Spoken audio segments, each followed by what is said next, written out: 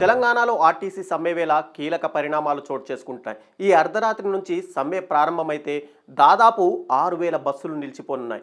ఇప్పటికే మంత్రి పొన్నంతో సంఘాల నేతలు భేటీ అవ్వగా చర్చలతోనే సమస్యల పరిష్కారం వస్తుందని సూచన చేశారు.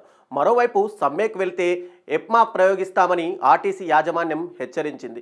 కాగా తమ సంఘం కార్మికులు విధులకు వస్తారని టీఎంయూ నాయకుడు అశ్వత్థామరెడ్డి వెల్లడించారు. ఇటు జేఏసీ సమ్మె యథాతథమని స్పష్టం చేస్తూ వందల మంది ఆర్టీసీ కార్మికులు కవాతు చేశారు. దీంతో సమ్మె వేళ చివరి నిమిషంలో జరిగే పరిణామాలపై ఉత్కంఠ కొనసాగుతోంది. తెలంగాణ ఆర్టీసీలో సమస్యల పరిష్కారం కోసం జేఏసీ బుధవారం నుంచి సమ్మెకు దిగుతోంది. సమ్మెను విజయవంతం చేసేందుకు ఇప్పటికే రాష్ట్ర వ్యాప్తంగా సన్నాహక కార్యక్రమాలు చేపట్టింది. ఆర్టీసీని ప్రభుత్వంలో విలీనం చేయడం సహా 21 సమస్యలపై ప్రభుత్వం నుంచి ఎలాంటి స్పష్టత రాకపోవడంతో ముందుగా ప్రకటించిన విధంగా సమ్మెకు దిగుతున్నామని జేఏసీ నేతలు చెబుతున్నారు. మరోవైపు సమ్మె వద్దని చర్చల ద్వారా సమస్యలను పరిష్కరించుకోవాలని ఆర్టీసీ కార్మికులను ప్రభుత్వం కోరుతోంది. ఈ నేపథ్యంలో పలు ఆర్టీసీ ఉద్యోగ సంఘాలు మంత్రి పొన్నం ప్రభాకర్తో భేటీ అయ్యాయి. ఆర్టీసీ ఉద్యోగులు ఎదుర్కొంటున్న సమస్యలపై మంత్రితో చర్చించాయి. సమ్మె వద్దని ప్రభుత్వం చెబుతుండగా చేసి తీరుతామని జేఏసీ నేతలు పట్టుబట్టారు. సమ్మె కట్టడి చర్యల్లో భాగంగా సమ్మెకు వెళ్తే ఎస్మా ప్రయోగిస్తామని ఆర్టీసీ యాజమాన్యం హెచ్చరికలు జారీ చేసింది. సమస్యలపై జేఏసీతో చర్చించి పరిష్కరించుకోవాలని మంత్రి పొన్నం ప్రభాకర్ అన్నారు. సమ్మెతో ప్రజలకు ఇబ్బందులు కలుగుతాయని చెప్పారు. పలు సంఘాల నాయకులతో సమావేశం అనంతరం మంత్రి మాట్లాడారు.